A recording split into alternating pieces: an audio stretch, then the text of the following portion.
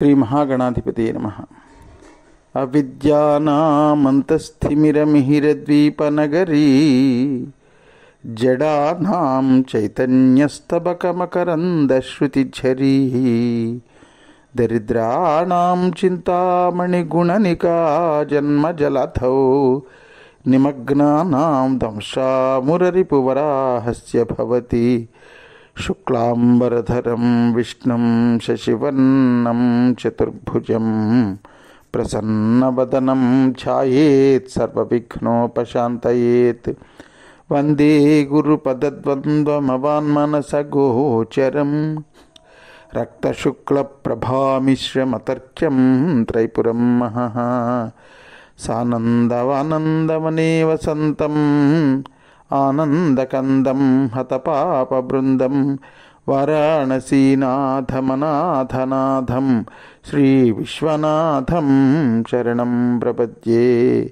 విశ్వేశం మాధవం ఢుంఢిం దండపాణిం చ భైరవం వందే కాశీం గుహాం గంగాం భవానీం మణికర్ణికాం. హర నమః పార్వతీపతయే హర హర మహాదేవ శంభో శంకర. అగస్త్య మహర్షి వ్యాసుడు అడగగా దక్షారామం గురించి, దక్షారామ మహత్యం గురించి చెప్తూ ఉంటాడు. బ్రహ్మహత్యాదులకు మహాపాతకములు ధాతృజనులకు నిమిషమాత్రమునంబాయు భీమనాథ మహాదేవు పెండ్లినాటి దక్షిణాముఖమండప దర్శనమున.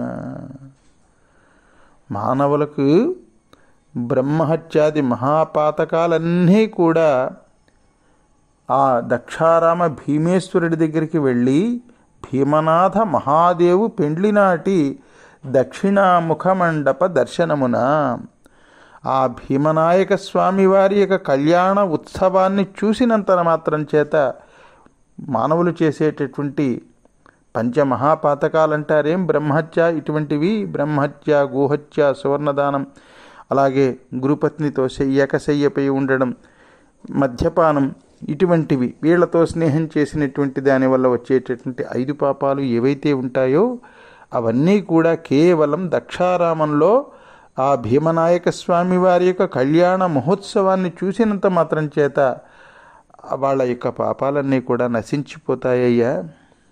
అంతేకాదు కార్తికీ వేళ భీమశంకరుని నగర దూరునెవ్వాడు చిచ్చరతోరణంబు. అంటే జ్వాలాతోరణం అని కార్తీక పౌర్ణమి నాడు జ్వాలాతోరణం దాదాపుగా ప్రతి శివాలయంలోనూ ఏర్పాటు చేస్తారు. ఆ కార్తీక పౌర్ణమి రోజున ఈ దక్షారామ భీమేశ్వరుడి దగ్గర వేసినటువంటి జ్వాలాతోరణం ఏదైతే ఉంటుందో ఆ జ్వాలాతోరణంలో ఒక్కసారి అలా దూరితేట వాడు దూరడు ప్రాణ నిర్యాణ వేళ ఘోర యమపట్టణ ద్వార తోరణంబు. కార్తీక పౌర్ణమి నాడు జ్వాలాతోరణంను భీమేశ్వర స్వామి వారి యొక్క క్షేత్రంలో దక్షారామంలో వేసినటువంటి ఆ జ్వాలాతోరణాన్ని ఒక్కసారి దూరినటువంటి వాడి దేహాంతరంలో వాడు చనిపోయిన తర్వాత ఇంకా నరకద్వారాన్ని దూరవలసినటువంటి అవసరం ఉండదయ్యా. వాడు ఇంకా నరకానికి వెళ్ళడుగాక వెళ్ళడు. భీమేశ్వరుడికి నివాస స్థానమైనటువంటి దక్ష వాటకేందు పావనమైనటువంటి 12 తీర్థాలు ఉన్నాయి. అలాగే సప్త గోదావరి ఉన్నది. ఆ నగర విస్తీర్ణం 3 యోజనాల విస్తీర్ణం. అందులో ఉన్నటువంటి నూతులు, బావులలో ఉన్నటువంటి జలములన్నీ కూడా గంగాజలంతో సమానమే.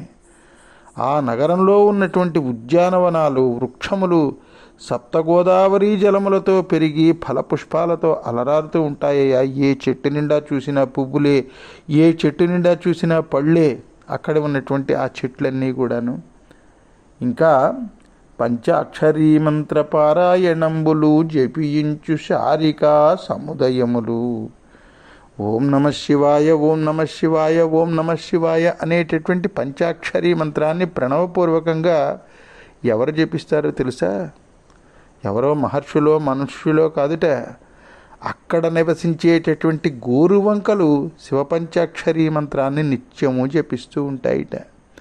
నీలకంఠ స్తోత్ర కోలాహల ప్రౌఢిజూపు మన్నత్త పుంస్కోకిలములు గండు కోయిలలు.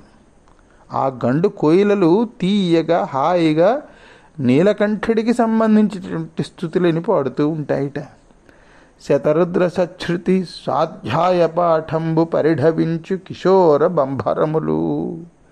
తుమ్మెదలు, దక్షారామంలో ఉన్నటువంటి తుమ్మెదల యొక్క రొద అది శతరుద్రీయ శృతిపాఠం చెప్తున్నాయా అన్నట్లుగా ఉంటుందిట.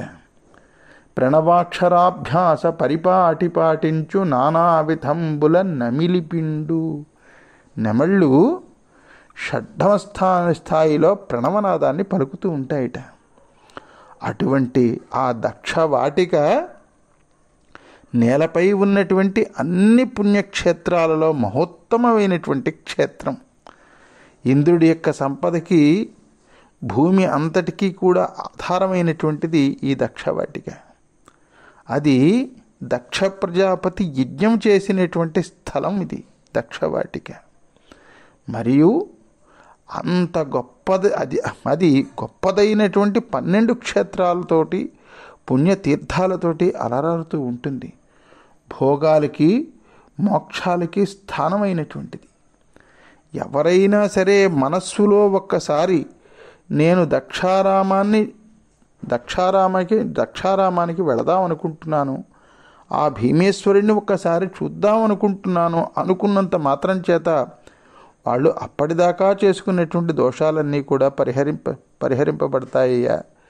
స్వయంభూగా వెలిసాడయ్యా అక్కడ భీమేశ్వరుడు. ఆ స్వయంభూ అయినటువంటి భీమేశ్వర లింగానికి నివాస స్థానమైనటువంటిది దక్షారామం. అలాంటి దక్షారామం గురించి నువ్వు నన్ను చెప్పమన్నావు. దక్షారామం గురించి వర్ణించడం నా వల్ల అవుతుందా? నేను వర్ణించగలిగినటువంటి వాడినా దక్షారామాన్ని వర్ణించడం? దక్షిణ కాశీనగరము దక్షారామంబు భీమధామము ధన్యకుక్షిక్షోణీమండల రక్షామణి దాని పొగడ బ్రహ్మకు వశమే. దక్షిణపు కాశీయవు దక్షారామం. ఆ దక్షారామ పుర వైభవాన్ని వర్ణించడానికి బ్రహ్మదేవుడు సైతం చాలడయ్యా. అటువంటిది నేనా దక్షారామం గురించి వర్ణించి చెప్పేటటువంటి వాడిని నీకు? భీమేశ్వరేశ్వర శ్రీ మహాదేవుండు హిమధామమౌళి విశ్వేశ్వరుండు. దక్షారామం దక్షాపురంలో ఉన్నటువంటి భీమేశ్వరుడు సాక్షాత్తు కాశీ విశ్వేశ్వరుడే. సప్తగోదావర సలిల ప్రవాహంబు సాక్షాత్కరించిన జుహ్ను కన్య. సప్తగోదావరి తీర్థం అక్కడ ఏదైతే ఉందో దక్షారామంలో ఉన్నటువంటి ఆ కోనేరు, దాన్ని సప్తగోదావరి తీర్థము అంటారు. అదేమిటంటే సప్త గోదావరులు భూమి లోపలికి వెళ్ళి మళ్ళీ అంతర్వాహినిగా వచ్చి ఆ కోనేరులో ఉంటాయట. ఎక్కడ కోటిపల్లిలో విడిపోయినటువంటి గోదావరి యొక్క ఏడుపాయలు కూడా. అటువంటి ఆ సప్త గోదావరి తీర్థం సాక్షాత్తుగా ఆ ఉత్తర భారతదేశంలో ఉన్నటువంటి కాశీ మహాక్షేత్రంలో ఉన్నటువంటి ఉత్తరవాహిని అయినటువంటి గంగతో సమానమే. అలాగే తిరుచుట్టుమాలెలో తిరమైన గణపతి ఏకాంత డుండి విఘ్నేశ్వరుండు. అక్కడ దక్షారామంలో ఉన్నటువంటి విఘ్ననాయకుడు కాశీక్షేత్రంలో వెలిసి ఉన్నటువంటి సాక్షాత్తు డుండి గణపతియే, డుండి వినాయకుడే. దక్షిణంబుననున్న దండపాణీసుండు ఊహింపగ దండపాణీశ్వరుండు. ఈ క్షేత్రంలో ఉన్నటువంటి దండపాణి కాశీలో ఉన్నటువంటి దండపాణియే. భైరవస్వామి శ్రీకాల భైరవుండు. పాతాళ భైరవుడు ఉంటాడు దక్షారామంలో. ఇక్కడ ఉన్నటువంటి పాతాళ భైరవుడు కాశీలో ఉన్నటువంటి కాలభైరవుడే. అలాగే నందీశ్వరుండేమి సందేహంబు. ఇంకా సందేహం ఎందుకు? అక్కడ ఉన్నటువంటి నందీశ్వరుడు, ఇక్కడ ఉన్నటువంటి నందీశ్వరుడు కాశీలో ఉన్నటువంటి నందికేశుడే. దక్షవాటంబు కాశికా స్థలముగాదే తీవ్రకర తేజ సత్యవతీ తనూజ. సత్యవతి పుత్ర, సత్యవతికి పుట్టినటువంటి మొట్టమొదటి కొడుక వ్యాస మహర్షి దక్షవాటికని ఇంకా అది అని ఎందుకు చెప్పడం? అక్కడ ఉత్తర భారతదేశంలో ఉన్నటువంటి కాశీయే దక్షిణ భారతదేశంలో ఉన్నటువంటి దక్షారామం. మహర్షి, భీమమండలం యొక్క సరిహద్దులు కూడా ఉన్నాయి. ఆ సరిహద్దులు ఏమిటో నేను ప్రస్తుతానికి మనం కాసేపు విశ్రాంతి తీసుకుందాం. తీసుకున్న తర్వాత రేపటి రోజున నీకు ఆ దక్షపురి యొక్క సరిహద్దులు కూడా నీకు చెప్తాను వ్యాస మహర్షి అని అగస్త్య మహర్షి ఇక్కడితో ఈరోజుకి కథాభాగాన్ని ముగించారు. రేపటి కథాభాగం మనం ప్రారంభించుకునేంత వరకు స్వస్తి ప్రజాభ్య పరిపాలయంతాం న్యాయేన మార్గేణ మహిమహీషాః గో బ్రాహ్మణేభ్య శుభమస్తు నిత్యం. లోకా సమస్తా సుఖినో భవంతు. సర్వే జనా సుఖినో భవంతు. హర నమః పార్వతీపతయే. హర హర మహాదేవ శంభో శంకర.